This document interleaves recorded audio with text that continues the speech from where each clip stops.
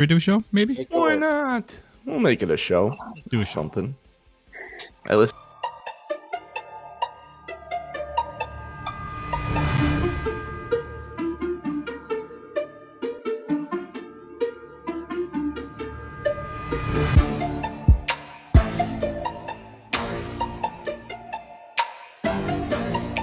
At some point. Hello, everybody. Welcome back to Two Nerds, One Quest. I am your host and DM, JC Detmer, here with these three nerds because math is hard. That man pointing around, pointing at him, pointing at me, pointing at you is one Ryan Crixus Kukta. How you doing, sir? Hey, fantastic. Welcome to a Sunday that's finally not as cold as a 0 degrees or less. So might actually go outside today. Finally not as cold. It's 12 right now, folks. Yeah, but I mean, what a great day if it's over 0. So yeah, true.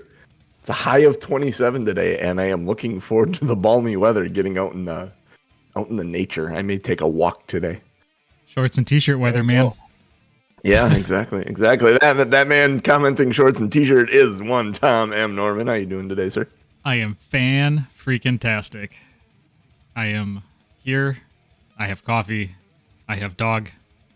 Not sure where other dog is. Dog. I have dog. We'll hear him eventually. I'm sure we will. I'm sure. It is always the case. And last but not least, the legend, the lore master, the lazy dragon, our lovable genius, Jeff Williams. How you doing, sir? Good, and as you know, here in Wisconsin, it's not so much the heat as it's the gosh darn humidity. Absolutely. So, at least the humidity's down today. Open the window. We've been lacking the humidity this winter season. There's been a significant lack of humidity laying on the ground.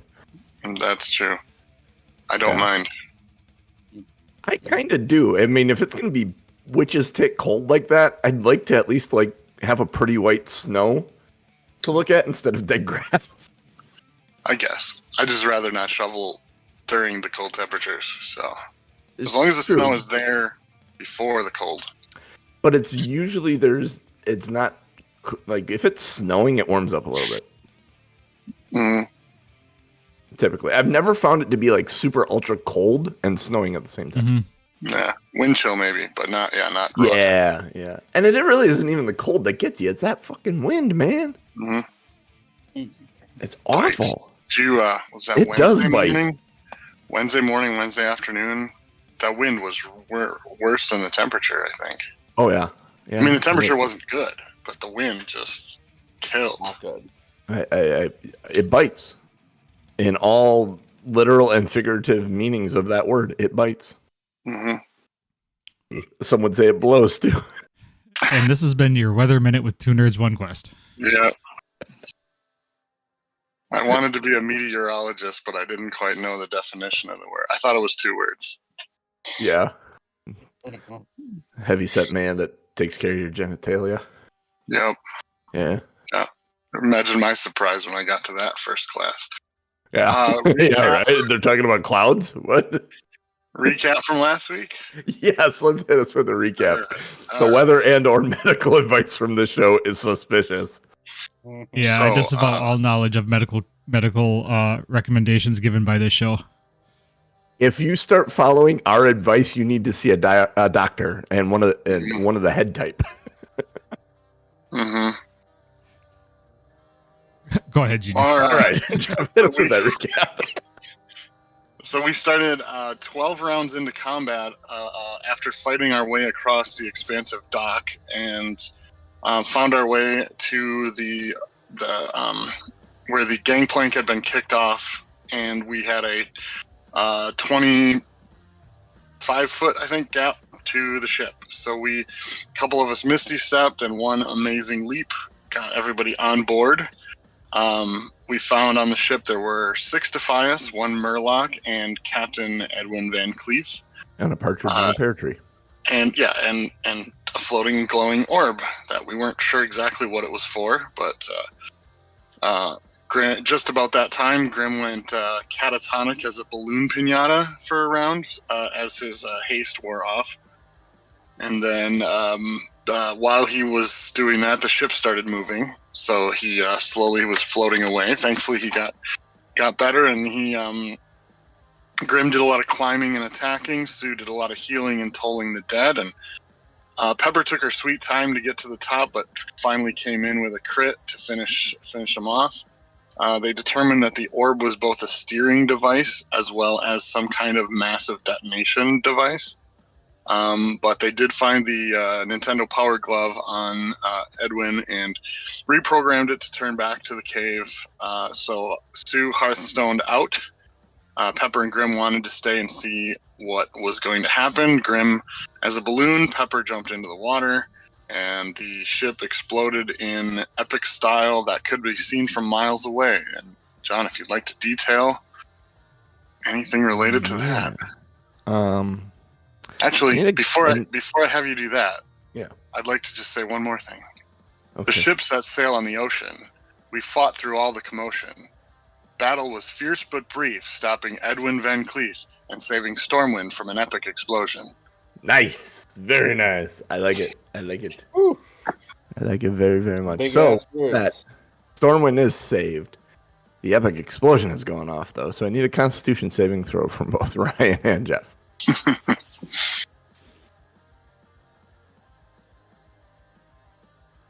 Oop, that wasn't a saving throw, but it's the same number.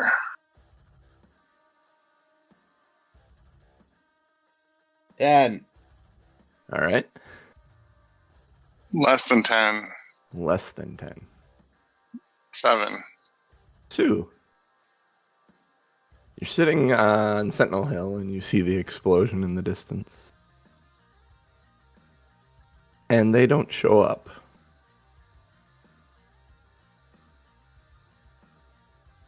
You start thinking maybe after a minute, maybe they will. In 2 minutes. The panic is setting in a little bit.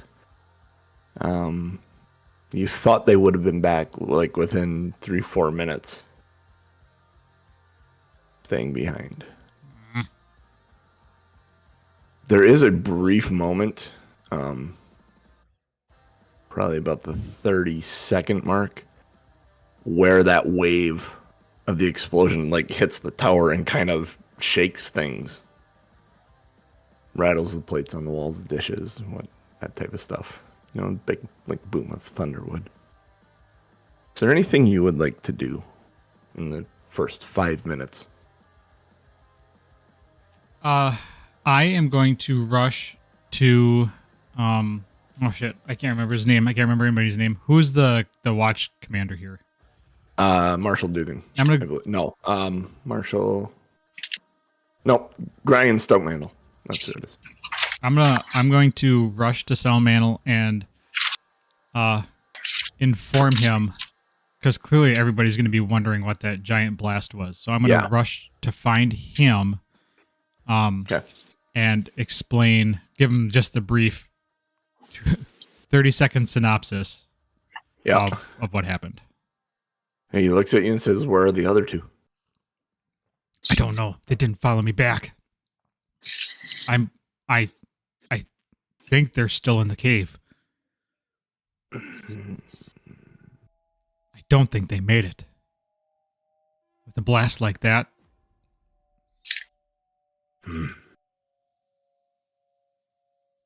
You want me to send someone to look? I'll go with. I know exactly where we were and how we got there. All right, head to the Griffins. We'll grab 2 of them. You and I. He grabs like goggles and shit that you'd wear to ride the Griffin, and goes running out his thing. Closes his door to his office, and you guys go running down, get on Griffins, and start flying. And you're patrolling the. Before we head out, I would tell him grab as many healing potions as you can. This may be dire. And I think I maybe have one spell left. I think I gave you the last of what I had. Okay. We'll figure it out. You guys start running, and there's an air of urgency to this as you go running down the hill, and you see him yell for a couple of people. And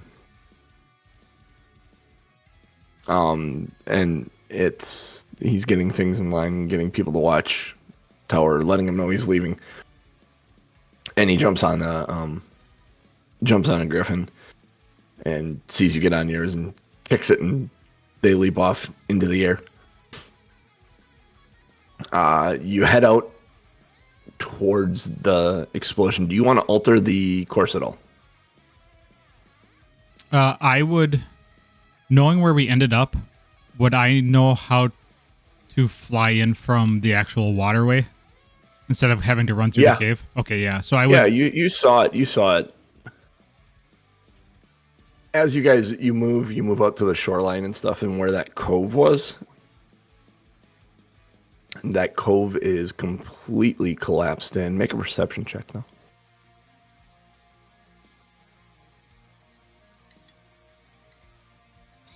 11.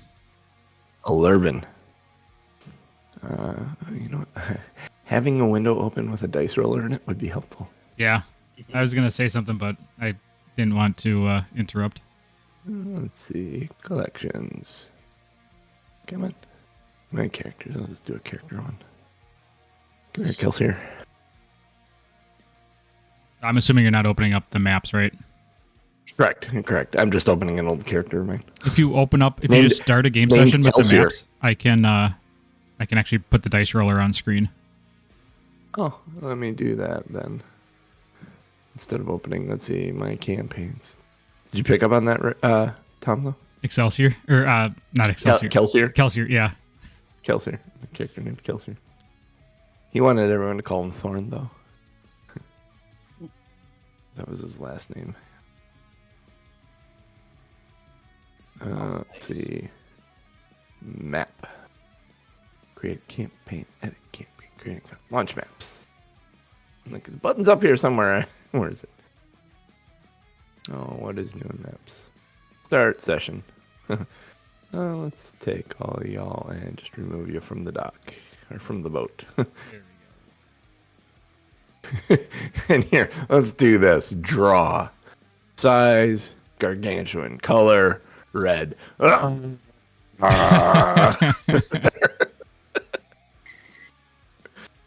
boat is no more. I have a dice roller here now. Somewhere. That's fine. I can take this off screen. All right.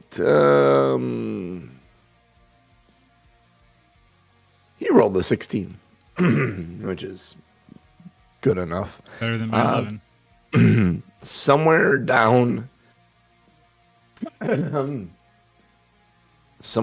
the shoreline from where that cave is collapsed, and there's a body laying on the beach. Kind of greenish hue. He points to it. I am swooping down. I am grabbing Griffin here and shoving forward. You swoop down, and it is Pepper. And Pepper is laying on the beach. Landing, you approach. She doesn't seem to be moving. All right, I'm going to run up to her and check for breathing, vital signs.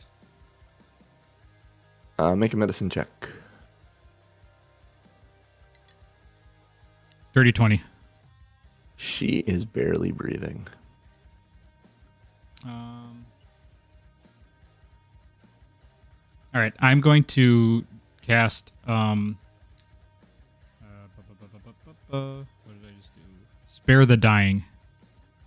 Choose a creature within range that has 0 hit points and isn't dead. The creature becomes stable. All right. Yeah. That's good. Now I can hold horses. She's not.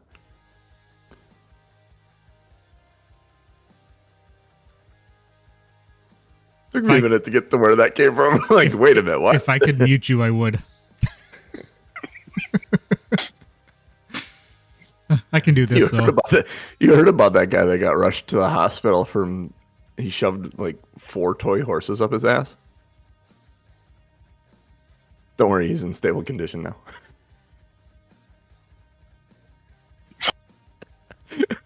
I will turn this motherfucker right around. Oh. So Pepper is stable. She's breathing. She's not conscious. What would you like to do? I am going to pick her up and carry her over to let's see here. I'm gonna put her on the griffin, kind of like you would, face down, in front of me, so I could hold on to her while we fly back up and look for okay. Make a perception check.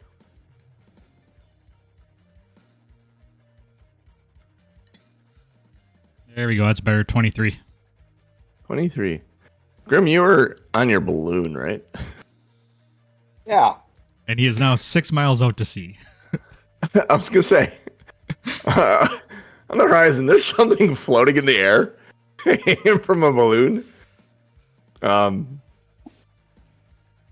looks like it might be Grim. It doesn't seem to be moving, though. It seems to be just like a weight on the balloon. All right, I'll fly out in that direction. You fly out in that direction. Brian sees you heading that way, sees what you see, and realizes it's Grim. He actually makes a maneuver that flies in kind of sideways and grabs the rope in the beak without like cutting it or breaking it, and just starts pushing. And significantly slower at this point because there's a lot of wind resistance to that balloon. But starts carrying Grim towards the shoreline. I'd like to fly up next to it and peer in to see if I can see anything, see him moving. And I'm going to yell He at him. is not moving. He is hanging limp from the rope. If you want to try and make a medicine check at a distance of like 20 feet while you're flying through the air, you can attempt it. Sure, let's do that. Good luck. 18. Yeah, you can't tell anything. He's unconscious at best, dead at worst.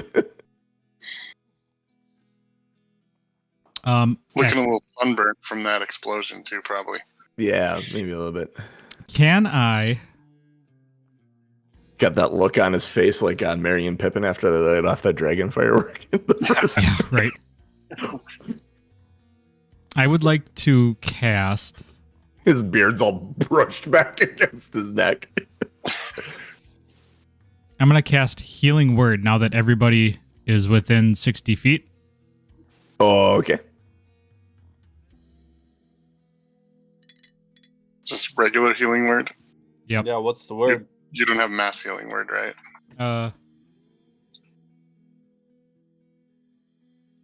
Yeah, it's just going to be one target. Healing words, one target. Mass healing words, multiple targets. Oh, creature of your choice. I do have... What do I have? I have...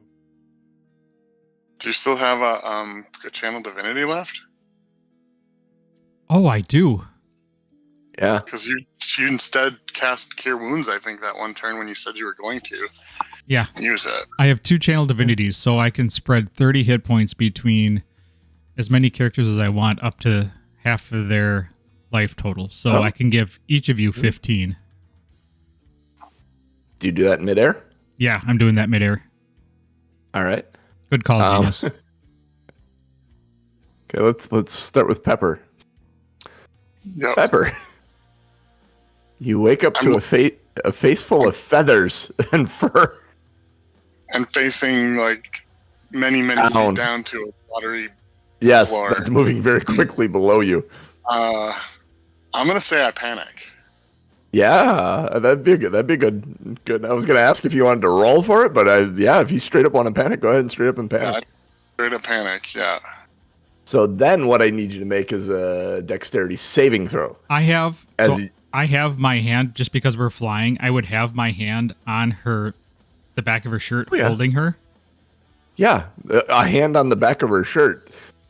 She's panicking. Yep. No, I'm just saying. I have a grip on the back of her shirt just so that you're aware. Okay. So if I need to do like a strength save or something, I don't know. All right, if it landed correctly, 21. it's a 21. Yeah. So you panic, like full on flail, and then catch yourself on. You realize you're on the back of a griffin. Pepper, And it's fine. Holding the back of your shirt, and yeah, I've got you, Pepper. You're fine. Your You're voice. safe. Whew, that was a big explosion. And I'm gonna help her get situated so she's actually sitting on the griffin as opposed to staring down at the water. I think I'll just stay right here. I don't. I'm good. I don't have Featherfall ready, so I have no spell slots. I'm good. I'm gonna hang on. All right, you're fine. Grim. You wake up. I imagine the rope's like under your arms, type thing. You're kind of being pulled. You see a griffin's legs above you, but in the distance you see the sun setting, and it's really kind of pretty. And you think you died. Yeah, you may actually, depending on how you feel. I mean, like a 7 on your con save. Nice. You may think this is the afterlife for a minute. So peaceful. Then the griffin takes a shit. Oops. Almost on cue. It doesn't hit you, but it. But you guys do eventually land back at Sentinel Hill. You pass on the story to Grindstone Mantle of everything that has happened and the success, the things you know that were going on. And you recuperate over the next couple of days. And he, through channels and talking to the marshals and things, there is going to be a ceremony to honor you with the prince, Edwin Rin, shortly after. And you are very much Star Wars style, presented with medals of heroism by the prince. Now, the really interesting thing about this is that the prince is 8. A lot of the ceremony was the nanny sitting next to the throne, trying to keep him to sit there and not be bored throughout the entirety of the thing. But his advisor that was left to help him while his father was away at war, Katrana Prestor, does the majority of the speaking and the presentation of the medals. I'm assuming we're doing the same with Pepper, trying to keep her from being distracted. No, Pepper's pretty cool about like this is holy shit, this is uppity up shit type stuff. And she's part of it, which I don't know if that's something she's wanted this entire time or if she's kind of put off by it, but that's up to Jeff. Yeah, if the other wizard masters are there, she's definitely going to both present herself the best and almost like kind of an air of, I guess maybe I am better than you, even though they've got many years her senior and way more powerful. She's soaking it in. She's enjoying her time in the spotlight. The only thing she's sad about is that she would have been carrying the sun staff, so when she went unconscious, that sun staff's probably at the bottom of the ocean. Mm-hmm.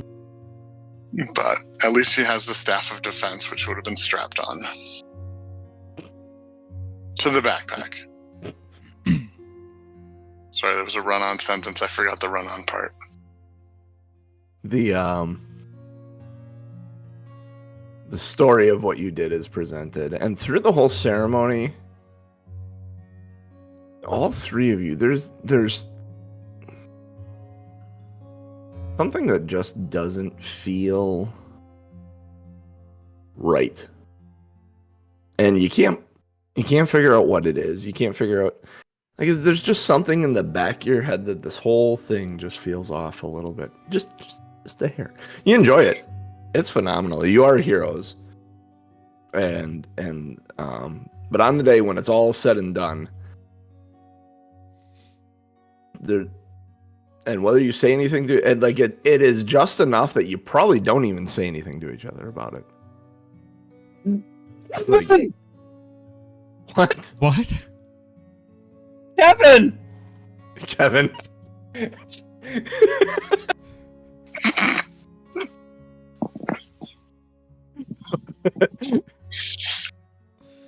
You don't know. The thing is it never comes to you. It just sits there and pokes the back of your mind just a little bit, like a little fly, like just touching your hair every once in a while. It's annoying, but not enough that you'd say anything to anyone about it. Some years later, the war concludes. As much as any war really does, it's more just a series of political choices that led to a low point that brought King Varian back to Stormwind. With a theoretical victory, likely. And one day a letter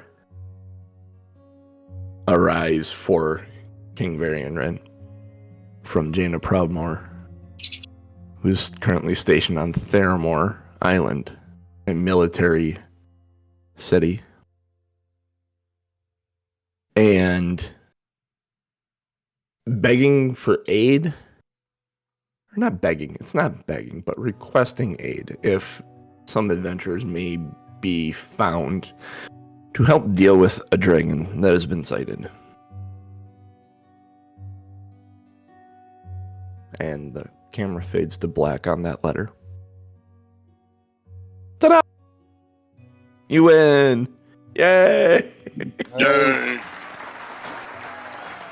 Sticking around to see nuclear explosion. Jesus.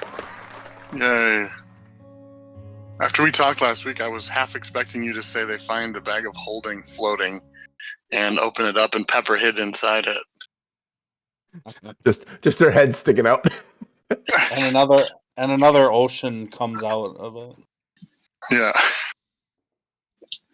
That's the story. Yay! Da, da, da, da, da, da, da. Or there's a very, very significant level up sound in World of Warcraft that will live with me forever. That I can't replicate nearly as well as the Final Fantasy one. So I'd argue it isn't quite as good because it can't be sang. Nice work, John. Thanks a lot. Yeah, that was a Nice great work story. to you guys. That was fun. It's not my story. Well, that was a hijacked story. But it was partially yours. Yeah. yeah, it was mine in a few ways, and we can go through that. Like, do you guys have any questions throughout the entire thing? Because I'm just going to dial us back to the beginning here and kind of walk us through one by one. Is there any lingering things out there? Just a little girl, but I imagine that's part of your recap. Oh, just a little girl. Yeah, she has a name. That little girl. And Mike would know it off the top of his head, and I can't think of it right now. Oh, Vanessa. That is Vanessa. Her name is Vanessa. She is Edwin's daughter.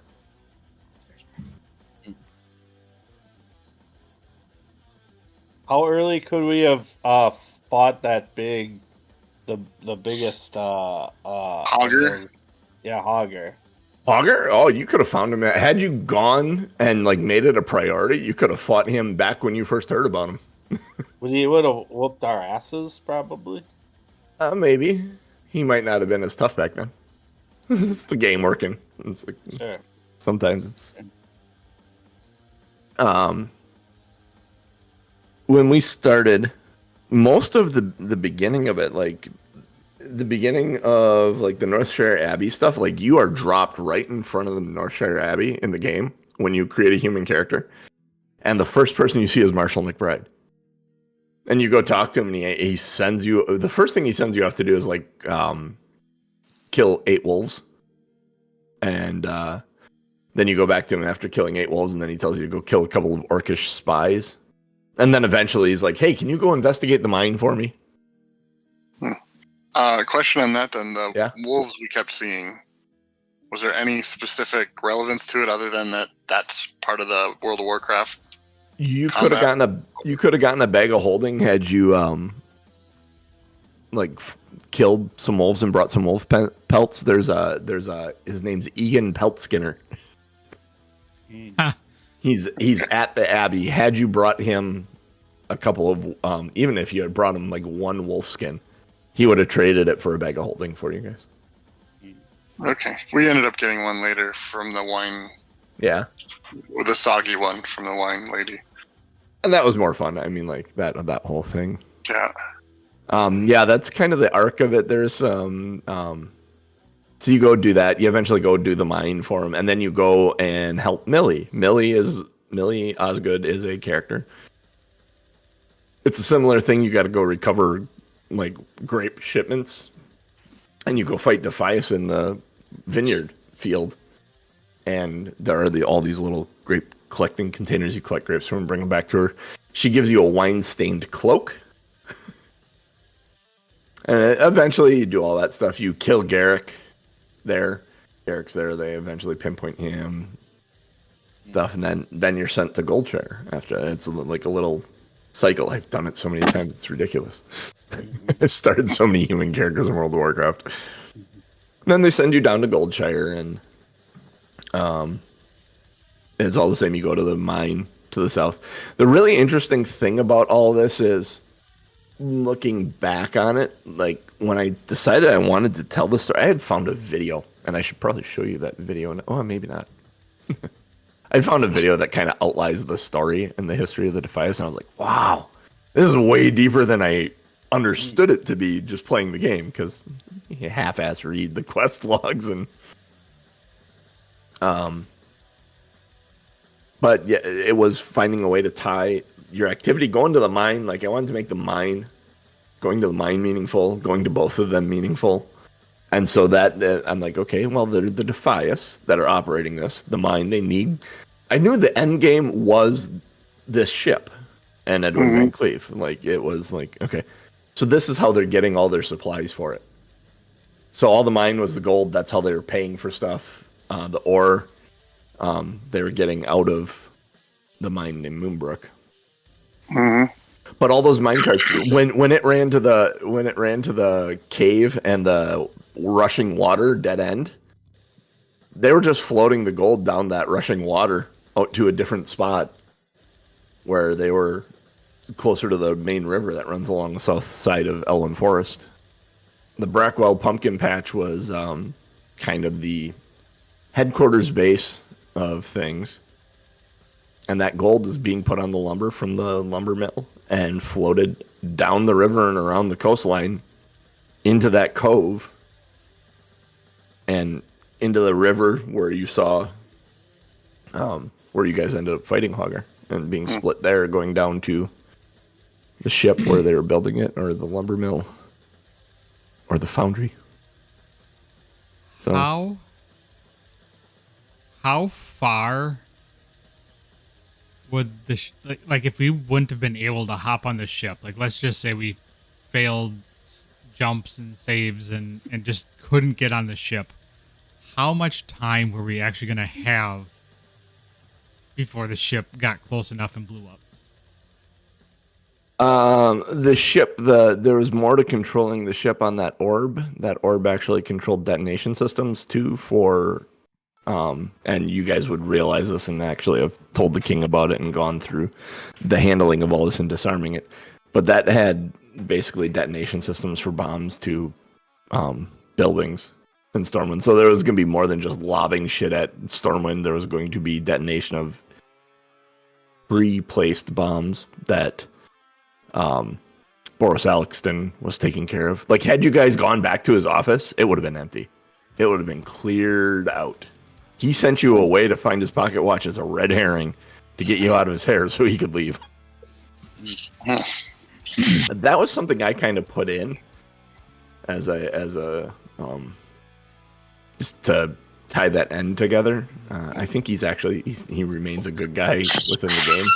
So we would have had time if we had to get out of the water and go back through the cave try and stop See, it. you would have been, had you Hearthstoned to Sentinel Hill and gotten on Griffins, Yep. you may have had a few minutes before the ship showed up in the harbor. Okay. Like the time it would have taken you to get there and everything, and then the ship would have showed up in, I don't know, 15, 20 minutes later. I mean, to stop the detonation, or to stop them, we might have had to get, try to get the Griffins to go right to the ship, because I think the ship getting to the harbor was probably the oops, a little too late. The catalyst. Yeah, it would have been really interesting to see, because it would have been a race against the ship. Had you guys Hearthstone back to Sentinel Hill, it would have been a race against the ship on Griffins, which would have been fun. Were you prepared to blow up Stormwind? No, I was not. I had faith in you guys. Okay. I'm glad somebody did. But I could have blown up Stormwind, because technically there's an expansion in World of Warcraft called Cataclysm, where Stormwind got attacked and went under significant changes. They actually put the whole harbor in game in the models and everything, and it was pretty impressive. Let's see. Moving out of there, you guys did Echo Ridge. The episode 6, the conversation with the Defias guy that you came across. So I know I want, like, all the places I put on the map, I wanted you to go. There's a bunch of other shit that happens in the game around the Eastvale logging camp and some renegade Defias that are on an island. And I kind of half-assed put that island there if I was going to use it. Mm-hmm. But you go fight some, like, wizards, and you're looking for some guards there who turn up, you find the remains of them. And they were attacked by Murlocs. So there could have been a bunch of fun shenanigans there, but it wouldn't have meant much to the story. It would have just been like a big side quest. Yeah. Ruff. So, the whole conversation when you pulled the bandanas out of the bag and then tried to bluff, I didn't know that guy knew about Billy. Like, the whole thing with Billy McClure following his sister, that's not in the game. Mabel McClure runs away with Tommy Stonefield. There's a third farm in the game, and the whole thing, it's a neat little story about Mabel and Tommy and running away together. They have nothing to do with the Defias. And Billy's thing, he drops a necklace. He took his mom's necklace or grandma's necklace, something, and drops it in a lake, like a whole, like another 2 miles to the east. And you got to go recover it for him. And then recovering it for him, you actually bring it back to his mom or grandma, whoever it is. And they give you like a pie or something like that gives you a buff. I like pie. But Grandma's pie. Yeah. Ooh. So that whole conversation when you guys, like, I had no idea. It's like, I'm just like, okay, you guys are going. First of all, you went and followed the tracks to the south, and I'm like, where the fuck is... Okay. My mind is scrambling at that moment going, what is going to be down here? Well, what would be down? Okay, there's going to be the Defias down here. And, like, if they're following these tracks to the south, there's probably some Defias that are checking up on all, like, the ports where the pickup spots are along the river. Like, all right, I'll throw 3 Defias there. So then I just had the one guy talking to you, and you pulled the bandanas out of the bag, and I had you roll a deception check, and you rolled a 17. I'm like, 17's pretty good. All right, and you're tying them around your arms, and then Tom said, I'm gonna tie mine around my neck, and I went, okay. And then, what was the other thing? There was something else in that conversation where, the fact that you were looking for the kid. If you were Defias, this kid's been a pain in the ass for them. Like, he's been just a little shit that's been hanging around that they don't like that he's around. So, like, I'm like, yeah, that's... So, at this point, he's seeing through it. When you mentioned you're looking for the kid, and then you kind of half-assed how you put the bandanas on. Around the arm is good. They wear them around the arm. But around the neck without putting it up over your nose and mouth, and that's honestly, a lot of them wear it that way. So even just around the arm without around the face is a little sketchy.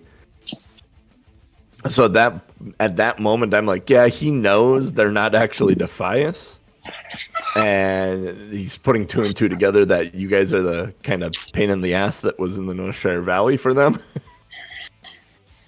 by the Abbey. So he's like, yeah, all right, cool. Yeah, we can bring you this kid.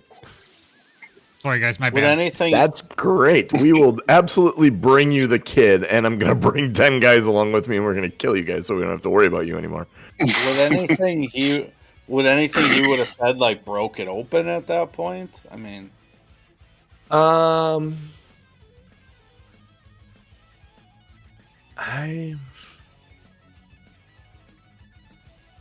No, because once he realized in that whole conversation, it all happened so quickly that the second I went in my head, he knows, I'm like, get him out of there. There was a lot of, in that whole conversation, there was a lot of molding of how this adventure was going to go. Like, that went from, like, you guys could have, like, oh shit, Defias, kill him. In which case the other two would have revealed themselves right away, and then you would have had a fight there. There could have been a, no, I know nothing about the kid, I'm not even going to bring up the kid type thing. But he saw an opportunity to try and in that conversation, he mentions Morgan 3 different times. So the M that you had was brought up in that conversation. Morgan the Collector, he's called in the game. And you actually go to the south of the Brackwell Pumpkin Patch. There's a little dock and a little like shack. You go there and kill him. Bring his ring back, I think. I'm terrible at solving That's where the puzzles ring like thing- that. Yeah. Games shit. What's the games that were on PlayStation? The Indiana Jones games, Uncharted. Like Uncharted. Yeah. I always looked up the solution to the puzzles because I suck at them. Yeah, I love those games, Tomb Raider and the like, and Yeah. stuff like So that. like once you started bringing up like M and who's this, I was like, fuck, I'm not gonna know this shit. Yeah. Well, that's most of the characters I play, I usually give them a very low intelligence, but Pepper being a wizard, I Yeah. actually got to be intelligent for once. so you made her a petulant child so you could do some stupid stuff. Yep. How'd that make you feel? That worked out. no, Makes for good TV. Yeah, there's definitely like, had you guys pursued Hogger, it ended up lining up really nicely. The whole the fact that you guys didn't go after Hogger immediately was I was like, oh cool, because in the game the bosses within the whole cave section below the barn, that is all it's called the Dead Mines. It is the first major dungeon, which is a 5-person. Like you grab a healer, a tank, and 3 damage dealers, and you go in there. And it's your first experience. You need 5 people to do it. And you fight through when you do it level appropriate. I mean, you can go back and do it when you're level 60, and it's kind of fun running through there by yourself. But in there is Sneed, who's the goblin in the saw thing. And then there is another, I forget what the boss is. I think it is a giant golem in the foundry. But then on the docks where Barrows Alexton is, there isn't actually the Hogger encounter within there. I just put it in there and made a port area where the supplies were coming in. I fed little bits of that along to make it all make sense. But where Boros Alexton is, there's a giant Minotaur Tauren dude that I forget what his name is, but he's got 2 phases. And his first phase is like fighting with a sword and shield, and then he like does a ground stomp that makes everyone stunned, and you sit there stunned as he runs back to a chest and pulls out this big great hammer and then comes after you, which is really fun. And then Cookie exists. The Murloc's on the deck. Sometimes you fight him before you fought VanCleef. Sometimes you fight him afterwards. But he had a magic wand called Cookie's Stirring Stick, I think it was. that you could get that was actually pretty good. Let's see, what was I talking about? We were talking about that was all Garrick. Coach, for Grimhawk, I think the most shocking thing from this is the saw, the mill, where you threw. I did not expect Grimhawk to do that. Was that something like, was Grimhawk always kind of like ruthless, or was that just an opportunity to do something fun? I think it was just in-game opportunity to do something fun. You know, most of our campaigns are just, topical as far as really getting into the depth of the character. So I'm not trying to take any action that, like, whoa, Grimhawk's has just changed now to evil, chaotic, and anything like that. I'm just looking for opportunities to have like some whoa shit moments and stuff like that. So I wasn't trying to like, now Grimhawk is gonna turn on everybody because he's evil. I just was like, holy shit, there's a chipper, and I think we've gotta take this opportunity to use it in the most fun way possible.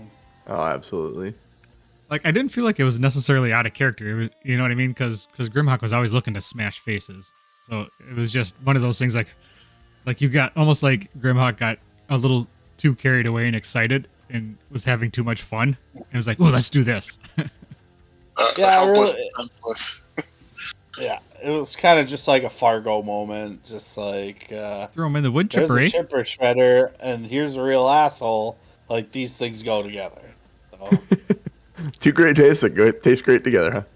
Yeah, exactly. It's like, I wonder what this peanut butter tastes like with the chocolate. You got goblin in my wood chipper. Pretty good. You got wood chipper Pretty in my good. goblin. Right.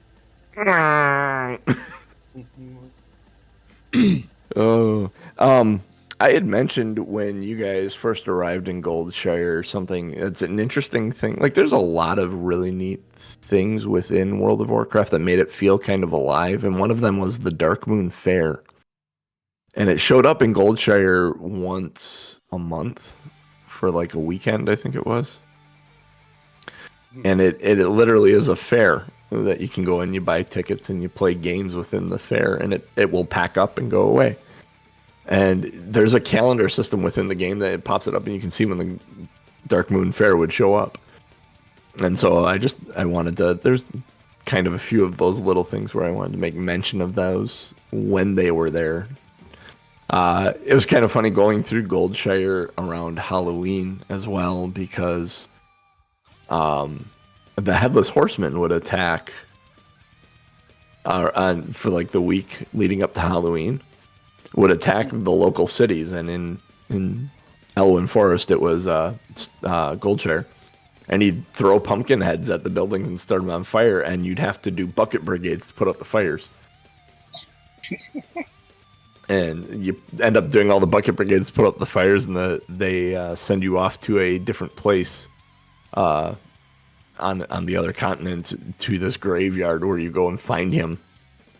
And then there's a boss fight with him. Which is actually hilarious because he throws his head at you at one point, and then his head's running around the field, and the voice lines you'll be mid-fight, and then you'll hear the Headless Horseman go, "Get back here, you idiot!" And he's talking to his head. That's running around the field and attacking people.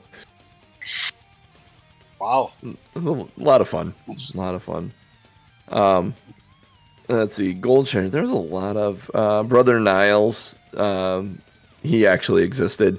He's the one when you completed the Goldshire Abbey, or Northshire Abbey. You get the wine and you bring it back to him, and he's the one that gives you a wine-stained cloak when you bring him wine. I think Millie gives you a bag, is what it is. Don't remember exactly, but it's funny because all the names, like Matthias Shaw, he's there in the game, and you go talk to him, and he is the head of the SI7, which is like James Bondish style rogues and thieves and stuff. In fact, I think he's with the rogue trainers in Stormwind. Like, when you level up, you got to go train your skills. You go to him. But he's got quests for you around there and stuff. Let's see. Oh, the Lion's Pride Tavern. Like, if I could have put music to this, there's a song, and I'll link it, called the Lion's Pride Tavern. The tavern in Goldshire. Like, you go there. Every time you logged out, if you logged out within a safe place, and that's usually taverns, you get rested experience. So if you were gone for a certain amount of time and you came back, like if you were gone for an extended amount of time, you could get up to a full level of rested experience, which was 2 times experience. Oh. So you always had this little meter if you logged out in a safe place. So then you're constantly going back to the inn and logging out there, so you're always hearing this music. And it's one of the things that really sticks with me. And you'll recognize it and you'll go, oh yeah, and you'll probably go, oh, it makes me think of Hearthstone. Tavern music in World of Warcraft. Like all that, like Hearthstone is literally like, if I think of taverns in World of Warcraft, I think Hearthstone. That is very much that whole ambience and atmosphere. That's what it always felt like.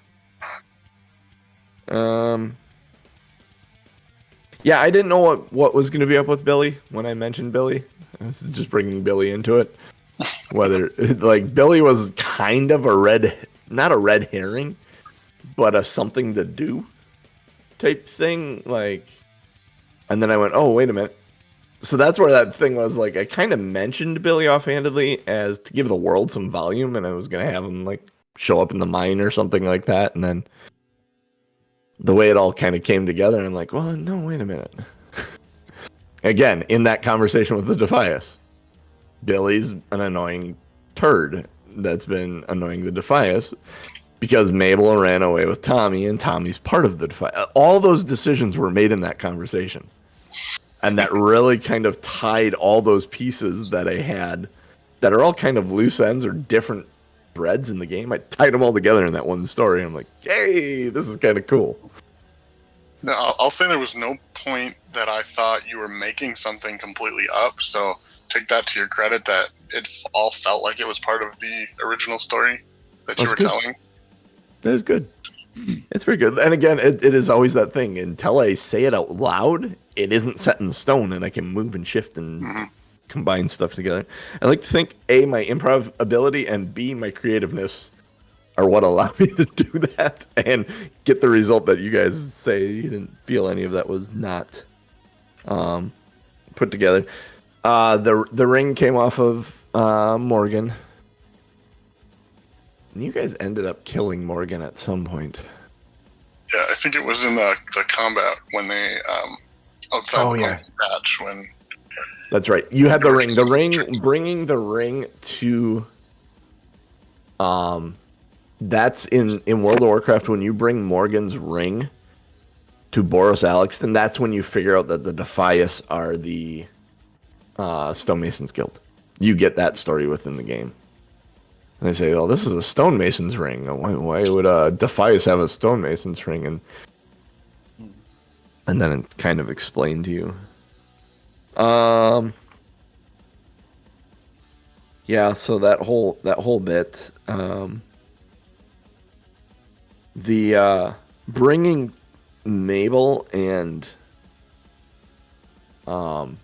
Michael back. Michael was the Defias that you guys captured that kind of turned himself in Goldshire Valley when you guys got Garrick and everything.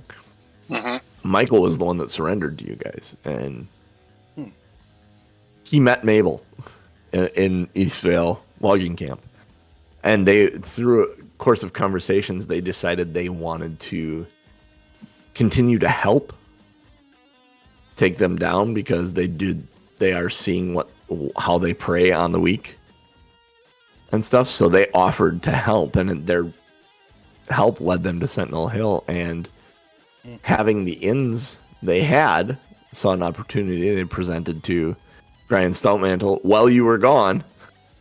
Hey, we could go figure some shit out for you if you want. Go try and capture some numbers and whatnot. And so that's why they were going in the barn. that whole situation, I'm like, oh my god, they're blowing up. They may blow up the barn. They may blow up Michael and Mabel, who are they're on your side. You don't realize it though, because you think they're on the other side. It's a good thing you didn't fireball. But they kind of did that on their own. It was a interesting bit of what is going to go on here. How are we going to figure this out? Where we thought the barn was the most important thing, it was actually just the entrance.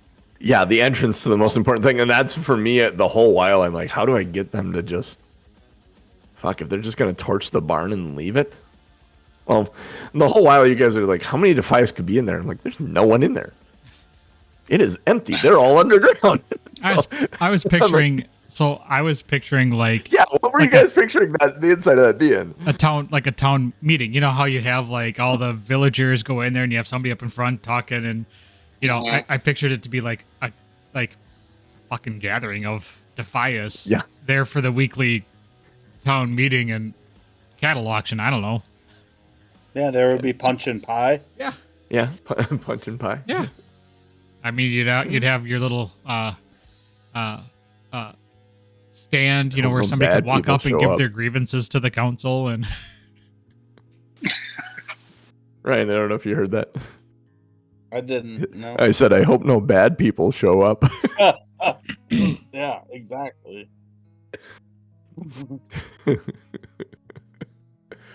Oh, let me see. Let me try and connect some. Yeah, there's a lot that actually goes on. The Furlborough Farm, that is when you enter Westfall, you meet them on the side of the road and they're broken down. And you go to their farm and they have the mechanical. And it was kind of a trying to link that stuff together. I wanted to tie everything back to the Defias and the Dead Mines, that final dungeon. I wanted to try and get make it make sense that there were goblin robots in there. And just kind of recap everything we've done. Like, there are kobolds, there are gnolls, there are goblins, there are Hogger, there is Boris Alexson. So like it kind of lined everything up as things were left by the wayside. It's like, well, here are all my boss stops inside the Dead Mines. To drain the one thing I really wish I could have found a way to, and probably should have found a way to do better, hindsight would have been to introduce VanCleef to you guys. Have you guys actually meet him, because it got to the end and it seemed all your animosity was towards Boris Alexton. Sure. Which hindsight, Boris Alexton being, like, I'm thinking about it and I'm going, motherfucker, I could have had Edwin VanCleef up on the boat and have him take his mask off, and it been Boris Alexton. I could have had Edwin VanCleef be just like a moniker. That would have been a neat. Well, it went the way it went. But yeah, having that, and it's really funny that I say that I should have had Edwin VanCleef show up to you guys a few times so you knew him and had some animosity towards him. His name showed up, but he never did. Blizzard had that exact issue a few times in some of their storylines, and they addressed it when they released the Wrath of the Lich King expansion. And they're like, you got to the end of the expansion of their first expansion to the game. You got to the end of that, and that final boss of that expansion, and you had never seen him. You had only heard his name a few times, so there was a disconnect there. And so they had made a concerted effort in Wrath of the Lich King to show you Arthas and have him show up several times along the way, either in spirit form or in some form helping the people you're fighting against the whole way. So when you got to the end of the expansion, then that boss was there. He meant something to you instead of being just a name that you had heard as, ooh, you're the evil one. But just live and learn. Well, I mean, that's like Final Fantasy IV, right, Genius? Like, yeah. I mean, like, you're fighting, Golbez the whole time, and then all of a sudden there's, like, a moon boss, controlling it all. Like, who the fuck is the moon boss? Spoilers. almost 30-year-old game. Damn it! Now I can't play Final Fantasy IV. Son of a bitch. That's Okay, you can play any of the other 15 of them. Yeah. If you have issues playing Final Fantasy IV, go find a Super Nintendo and play Final Fantasy II. You won't notice the difference. There you go. It's like Perfect. exactly the same. Same game. It's crazy. Yeah, no, I'll say, even though we didn't have like more ties, it was Edwin. When you presented him, he definitely felt like he was the unreasonable figurehead that you were never going to talk out of anything. So he presented himself as like in the moment as much of a bad guy as if we had known him, I think. So I don't think we missed out too much. Good. Yeah, there's a certain amount of, like, a certain number of them had to be unreasonable, but I also wanted to, like, there's a certain aspect of like the human condition, the sensationalistic,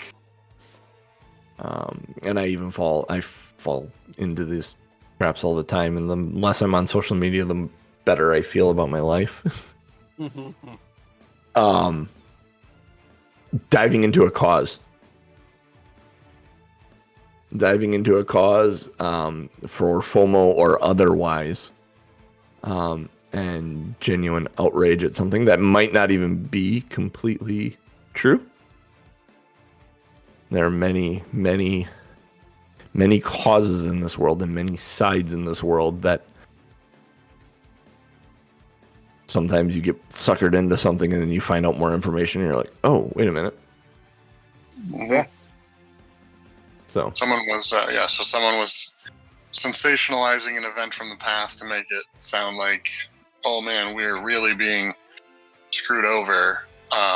When in reality it was probably like, well, there's a little bit of that or enough of it that everyone just kind of felt like, oh, it must be true. Yeah. And then at a certain point it ends up being just like it takes on a life of its own and starts running in its own direction. And that's the Defias actually experienced that when actual criminals started joining the gang. It stopped being less revolutionary and more just a general pain in the ass to the citizens of Stormwind. Yeah, I didn't think about it until after the episode last week, but we sent the boat back and there were 3 people who surrendered, and I'm sure they didn't get out of the cave in time. When the very first part of the dock, there was like the 2 guys that got knocked in the water and one of the other ones who kind of surrendered. It's like, well, if they were still in the cave, there's no cave there no more. Well, the cove, the cave side that opened to the water, that's really what destroyed and caved in. Whether the entirety, there's a chance they might have gotten out, maybe. Up through the dead mines. Possible. Or maybe they got trapped in there permanently. I'm trying to think of other things. It was really interesting trying to hold the 16 session, like getting it all laid out. Like the first 8 to 10 were very, very clear. And then I'm like, I have the outline for 8 to 10. And I have like 2 or 3 things for the last 6 of them. How do I? So I don't know. It didn't ever feel like any of that was filler to me. Like I seemed to pull it all. Like, did it present that way? Did any of that feel like filler or unnecessary? No, I mean, every location we went was like, it felt like we had a decision on where to go, but it felt like everything was like clearly part of the journey, right? Especially like when we show up at the farm, that felt optional. We could have gone, we could have not like engaged at the farm, but these cool weapons and information and letters and stuff like that were embedded there made it clear it was part of the journey, right? So yeah. Yeah, go ahead, Jeff. I'll say it. I mean, DnD isn't a video game, but it is too, kind of thing. And so, you have to go to the places to get the information. So I don't think any of it felt like filler. It felt like, that kind of that necessary, you have to get the information so you can go to the next, the next chapter kind of thing. So yeah, I never felt like we were just spinning our wheels doing something to hedge time or anything. Just, The Defias Messenger is actually, there is a Defias Messenger and a Defias Trader. And the Defias Messenger walks a route. You actually have to find him. He walks a route around a certain area at a certain time, typically. And you got to go looking for him. You get a quest to kill the Defias Messenger. And he's got a letter on him that you bring back to Brian in the game. But then there's a Defias Trader that takes you into Moonbrook and shows you where the entrance to the Dead Mines is. Which is and that's I was gonna have Michael be that guy, but then the way the story went, it didn't turn out that it needed to be that way. The schoolhouse, the ghosts, had you interacted with them at all or touched them at all, there would have been a combat. But you guys left them alone. I was very, very proud of you. I'm like, yeah. We're leaving the ghosts alone. Leave the dead alone. They leave you alone. Yeah, I didn't want any part of ghost busting. There is actually a specter in the game in the house that you end up fighting, which is fun because if you end up running outside and the Defias have respawned, it can be a horrible mess at times. But in there the naval manuals and the blueprints for Stormwind and stuff that you found in there, that's not in the game. That was all part of the story as I started thinking about embellishing this and going, hey, what would they find? What's going to tell this story? What's going to give them clues as to what the plans are for the Defias? And like when you picked up on, and part of it was like I was kind of just going along with it, and then when you said, I already knew I wasn't going to have Boros Alexton there if you went back. But then you put the hey, Boros Alexton is like the head architect of the city. Oh, shit. And when you said that was the moment where I went, oh, there's a bunch of bombs in the city that are going to be magically detonated from this ship. I'm like, yeah, that's a very real thing. Yeah, that's cool. And that's just an insight of me listening to you. And then building off of it, adding that stuff to it, and that's where Boros Alexton actually became a truly evil guy and part of the plan, and would be in the Dead Mines with you. He was just going to run away and not be found. So, let's see, what else was there? Yeah, I think as far as putting the plan together, like I think we figured out that there was something going on. I mean, obviously all the resources, and then when we found the naval plans, it was like, okay, they're building a boat. Are they gonna, bring all of the Defias and they're gonna rush Stormwind? And like until we saw the boat and saw the device, it was like, oh no, they just don't care. They're just gonna take it out. It is a very interesting thing in the game because you're fighting along the coast and you see the Great Sea out to the western side. You fight Murlocs along the shore if you want to. You can go swimming in the sea and stuff.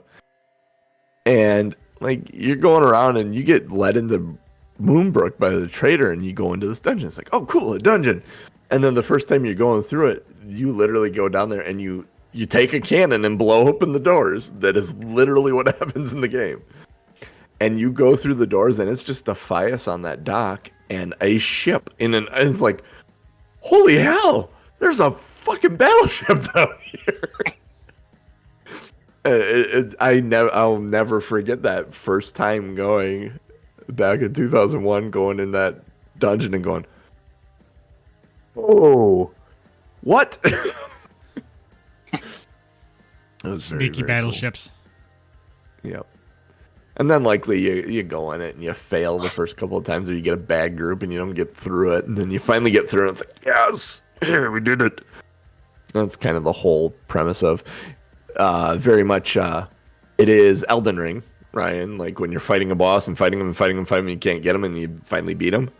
That's what raiding in World of Warcraft is like, but you're doing it with 9 friends. Yeah.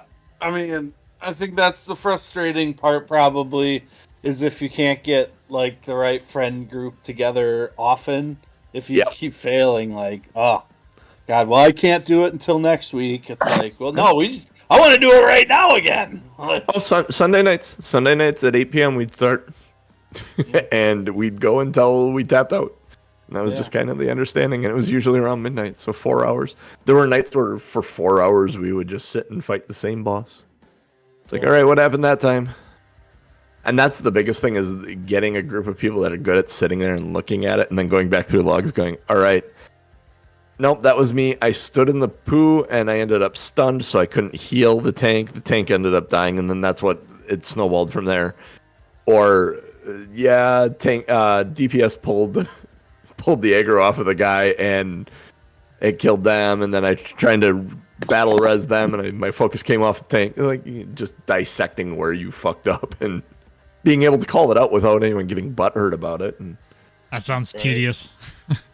oh God, it was the feeling when you defeated a large boss and like that you had been working on, and you have a raid dungeon, and a raid dungeon's got like 10 different bosses in it, and you get 3 bosses at a time for a week, but you can't do the later bosses until you beat the earlier bosses.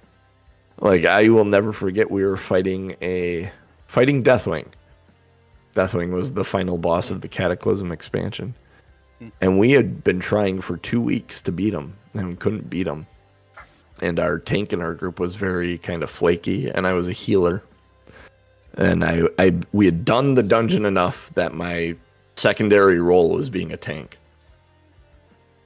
And my raid leader sent me a message, and he goes, hey, watch this video. Do you think you could do this?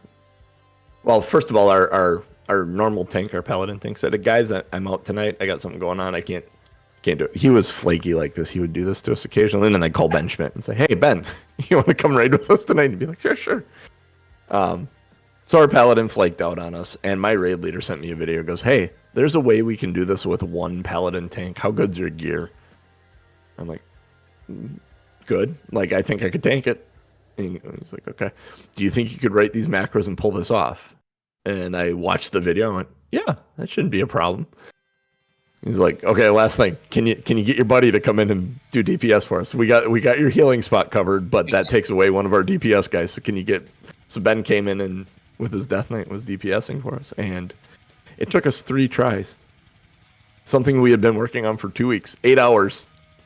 Took us 3 attempts, and we got it without our normal tank who was flaky, and we were the first ones in our guild to do it. So that's annotated on achievement.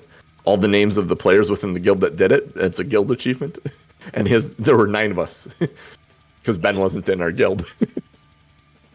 So our 9 names and our tank that constantly flaked out on us wasn't on that achievement when we succeeded. That's funny.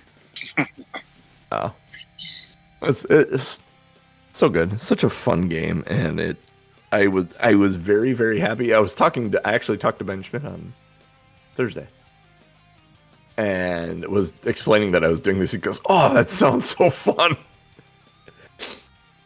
It's super cool to bring a bit of this phenomenon, a bit more of it, because I mean, obviously, you guys played Hearthstone and whatnot, but a bit more of this phenomenon to you in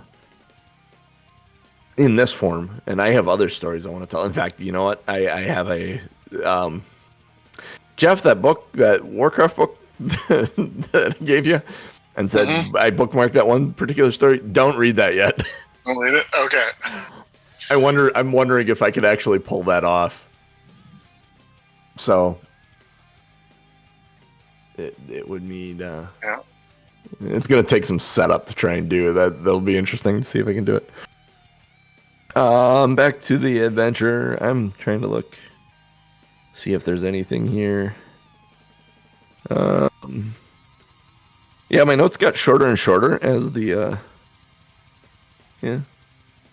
Everything else is mapped out, right? So. Yeah, everything was kind of mapped out, and then as it got towards the end, it was more like every D&D campaign, every D&D story I do, it goes, you start here, and it goes like this, and then at a certain point it comes back. Like it's like all your loose ends and stories and everything kind of go out here, and there's a point right in the middle of it where everything is mass chaos and you could go anywhere, and you got to dial that story back to a point where it ends. And so as I've noticed it in my notes of every campaign, there's a lot of notes in the beginning, and then once the world's kind of set, it is the notes get shorter and the focus drives home toward an individual space. Well, that makes sense. I mean, you do have to like let people's leash get a little longer, and then at some point you've got to say, there's a point at which we've got to wrap it up, so I've got to bring them back to that point. Yep. And sometimes you leave things behind, like a deal made with the devil. Happens. Which leads to fun re-engagement at a later date. Tom, you're sitting there kind of grinning. This is Ryan's character in my original homebrew campaign. Yeah, I remember you talked about that. I think it was a couple sessions ago you mentioned his deal with the devil, and you're going to be bringing that back or something. Yeah, it is officially started. The worst thing is that he actually accomplished his original deal, and in basically signing off on that deal made a second one. Yeah. I was like, seriously? We just got out of the deal. We just accomplished the thing. And then you made another pact? Well, here we go. But it's good. It's great. That's what his character would do, and it makes for great storytelling. Yeah, the deal was it was to save somebody's life. It wasn't like, it wasn't like I want a sandwich. Yeah. I mean, like, it was a big deal. Like, what he was doing, he wasn't throwing around. What if the sandwich was really, really good? Yeah, that's what I'm saying. It was like a bacon egg salad sandwich with special 2 different kinds of bacon. Mayo. Yeah. Wrapped in bacon and fried. Real special. Yeah.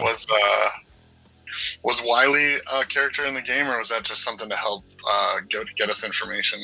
Wiley is a character in the game. Wiley, he's a member of... I'm trying to remember where you meet him specifically in the game. Let me do a search. Let me see. Wiley was a character in the game, and I was using him because I knew at some point I'd want you to talk to Matthias Shaw. Wiley the Black. He's a quest giver. Oh, yeah, that's right. Because he's actually in a different zone within the game. He's actually in Lakeshire, which is like another, like on the other side of the mountain range from the logging camp to the east. There is Lakeshire, and that's where Billy lost the necklace that I was talking about earlier in the game.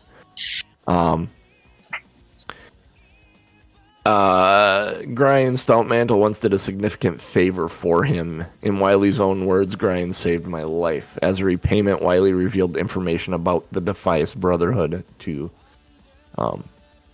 Grian in the game.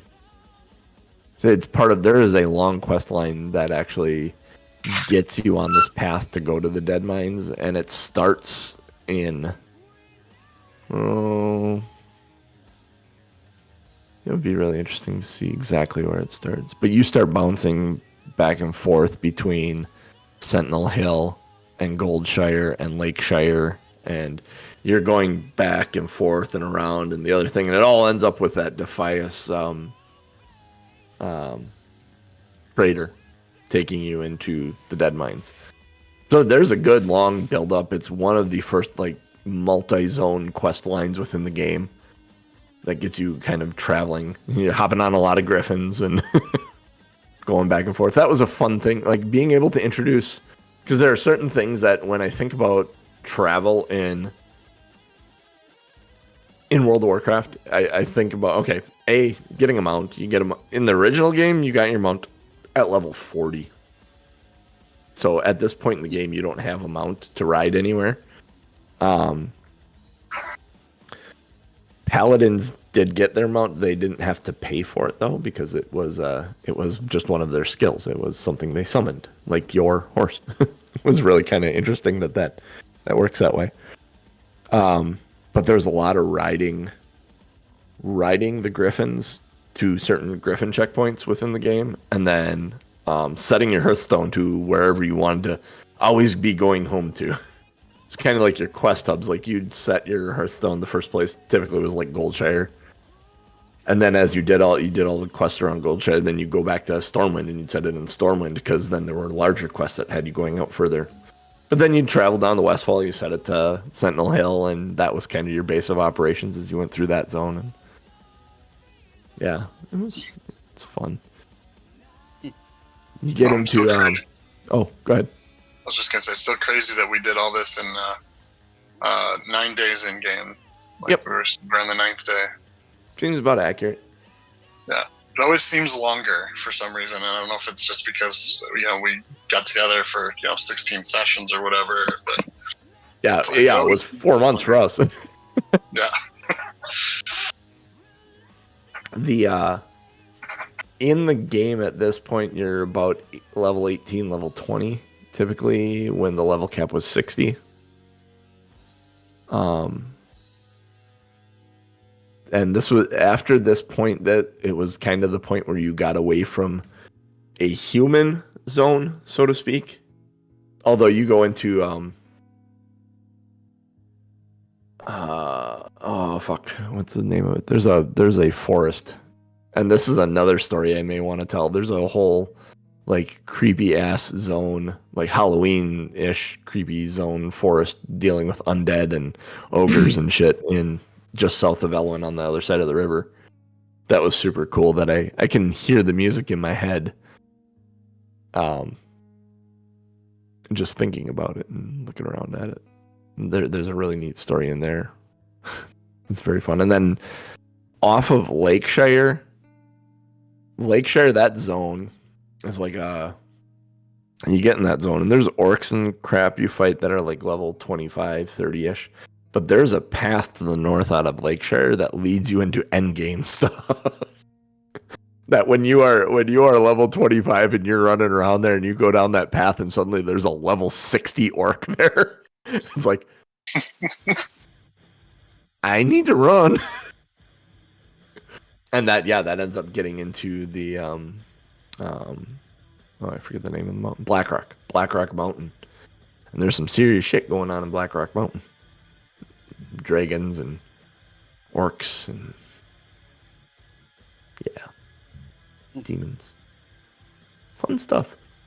It's a good game. I have many more tales I want to tell out of it. This was very, very fun to do and give you some of the story. I definitely would love to tell you guys about the Scarlet Crusade and Scarlet Monastery. Try and tell that story. If I can find a compelling way to tell that story, that will definitely be something I would want to do at some point. As far as what I want to do next, I have like 5-6 ideas. I've always desperately wanted to do a game based on Diablo 1, which would be a lot of fun to do, and I kind of have a good way to do it. And that actually becomes very, very easy to set up because that's one city. And there isn't a lot of people in the city. Like, I think that one would be a lot of fun in the sense that if you have scrolls of Town Portal and scrolls of Identify, and like that's how you identify. Like, you can't actually identify anything and have Deckard Cain. Like, you gotta leave with a scroll of Town Portal. You gotta open a portal to go back up top and talk to Deckard and talk to any of the people in the town and do your shit, prepare, and go back in, and maybe that is something where I steal like an element of Shadow Dark where you like need torches to explore, and we have a timer set for torches. I don't know how I will do that, but that is definitely a story I would want to tell, and is kind of the front runner for my next thing in fall, unless something else steals my it's a lot of time adventure. between now and then, John. There is a lot of time for me to get face first into a bunch of different shit that intrigues me, and squirrel. Yeah. Exactly. Yeah. So You're talking about like restrictions with the torches and lighting. I mean, just like in this one, you said if you're going to be this class, you have to be this race, or you know, kind of thing. Like, yeah. You could very easily say build your characters, but you're not allowed to choose anything with dark vision, or you know. Yeah. Or just you don't have dark vision. Yeah. Y'all need to be human. Go ahead and choose whatever class, but y'all need to be human. Or y'all need to be human. You can only be a barbarian, a wizard, whatever the 5-6 starting classes were. That's And funny. maybe I'll do that. That's funny you would mention that. It's fine. Oh, go ahead, Jeff. I was just gonna say it's fine. I think I actually like when there's restrictions, because then you really start digging into the details of how can I get creative with these few options. You know, what can I do that, you know, really more into the subclass and the specific things, as opposed to just being like, well, I'm just going to be a this, and you know, just do it like every other time. I was thinking it and along the same lines of the restrictions.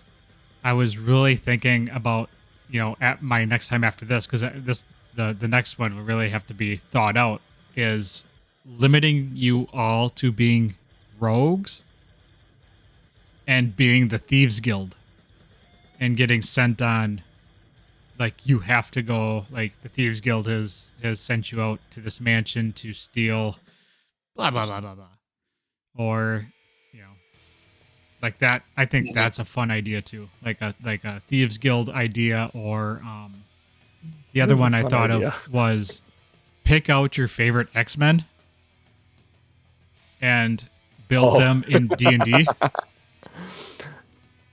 Tom Norman, look up the podcast God's Fall. Okay. Go back to the very beginning of it and listen to the first 15 or 20 episodes of it. You can probably stop there. But that's kind of what that DM, he was one of, like, in the beginning when I first got head into D&D right at the beginning of 5e, it was Critical Role, and it was God's Fall, and it was Acquisitions Incorporated. Those three were like the big three that I listened to all the time. Like, I listened to God's Fall multiple times all the time, like the first 10 episodes. There is their rogue is Doro Knot, and he is something else. He's based on Monkey D. Luffy. Like, the guy that ran him based him on him. So, which, every time I see you shaking your head, that's One Piece. My son would lose his mind.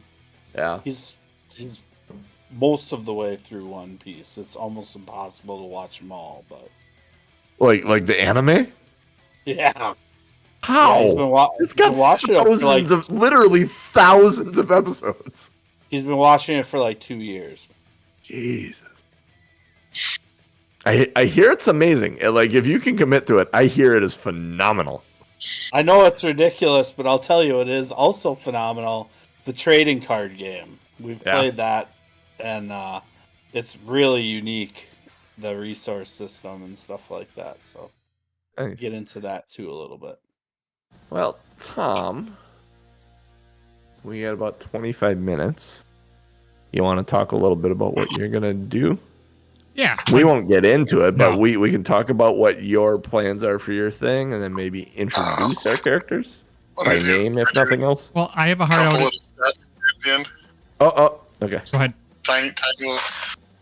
So we all told there was 22 rounds of initiative if you count the dock and the ship. If you do the entire cave, was 34 rounds that we didn't get. We only had one short rest during that combat, so 34 rounds. That's what it takes to get everybody down to their last bits of check boxes. At least 1 to 6. Yeah. On the ship itself, we dealt 219 damage and healed about 57. So just to kind of put things in perspective. That's fun. I like stats like that. Yeah. We talked about this, John. Like getting the managing of the resources when you know you're going into it and you don't know how many is going to be how many spell slots you need to save, how many times you can throw something or use up some consumable, use up your potions, and it was just right, I mean, glad that Sue did Bamf out and have the channel divinity to wake us up there. Yeah. After we watched the man-made sunrise. So that was all. I just wanted to throw some stats out. Cool. Nice. Anyone have anything else on the crafting war campaign that we did? Pepper was fun to play. I'll play Pepper again if we go back to this, probably. I was gonna say the group dynamic was phenomenal. Like the three of you were great. That way, that was a lot of fun to have those. Like the way Grim was always ready to go and not. No, we're gonna fight. And then you got old man Sue going, wait, hold on, pump the brakes there. And then Pepper's just the wrench going, yeah, well, we could do it this way. How about fire? What if we added fire to this? Exactly. It was a very fun group of characters, and I would like you said, I would definitely love to revisit them. Maybe 2 years down the line, we get another Warcraft adventure, and you guys are somewhere else in the world. Yeah, and we just continue where we're at level whatever, and yeah. Cool. No, I thought it was a great story. I thought it was a lot of fun. I enjoyed playing Sue, and there's definitely more we could do with our characters if we actually wanted to, take 3 sessions. Oh yeah, and just do backstory / just town shit. Yeah. Well, there is also this letter that the king got from Jaina Proudmoore. Mm-hmm. Yeah, it's one of those things to where you have. We have 3 weeks where we don't want to start anything new, but we still want to keep doing stuff, and it's something we could always come back to and just have a interaction. For sure. Gooch, any thoughts? No. I mean, I love the characters that I get to play that are a little brash and maybe don't give a shit as much. Just talk out loud and don't necessarily think their way through the impact of their actions. And so in Grim's case, I was able to talk loud, carry a big stick, and have a good time. Smash face. With Sue. Yeah, with Sue kind of being the like, I don't know, the intellectual of the group, and Pepper being the like, as a kid, I'm not supposed to be smarter than you guys, but I kind of am. Like, I think literally, yeah, that dynamic was really exceptional. And so when we, it is when you spend time thinking about the motivations of your characters and giving your characters life, I think it pays off in spades, and I think we did that here, so that was fun. And that was only 16 sessions. Imagine if we would have done like a full, complete 100 and what did we do with the initial 125 sessions? Yeah. Mm-hmm. Yeah, that was a written adventure though. So. Well, you know what I'm saying. Like our characters would have been really. I'm holding this little guy up. Ryan talking about being the guy that takes action and not really thinking about much. This guy was very, very similar, but he was incredibly positive and very happy about everything he did. And so he would be the guy that would walk up to like VanCleef and go, "Hey, listen, we were thinking about this." Like not even concerned about fighting VanCleef, but just trying to talk him out of it without even like being brash or harsh or, "Hey, we're gonna kick your ass if you don't do it." You just walk up and go, "Hey, listen, we're thinking this might not be the best idea for you or for the city of Stormwind for that matter. Like, if there's any way you would reconsider doing it," like, he very much a gnome paladin that would be that way. Awesome. All right, let's wrap this up. I'll give you a quick 2 minutes, and then because I have a hard out at 10, so we have to do show titles yet. Yes.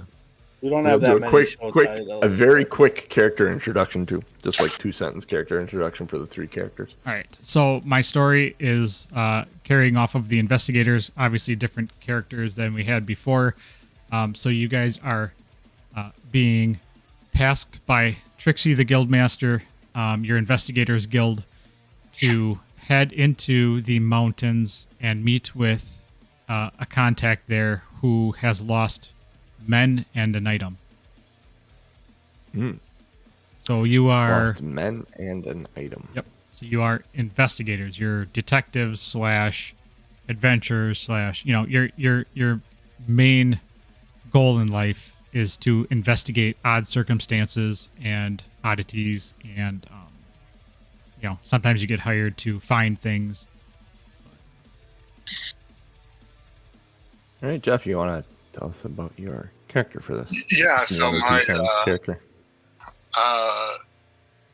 So I was still deciding on which one, but the character's basically nearing retirement, lost a lot of money in a divorce, and is back adventuring to make up for what he lost, so that he can get on with the golden years, and of course being the first one to show up at the agency. He was pretty excited to go, and then someone else walked in and was like, "Oh no, it's again." Golden years, bump bump bump. Golden years, bump bump bump. My character, I made a monk, named Ono Itsagen, and was actually kind of excited to get out on this adventure with this fine, strapping being when my ex walked in.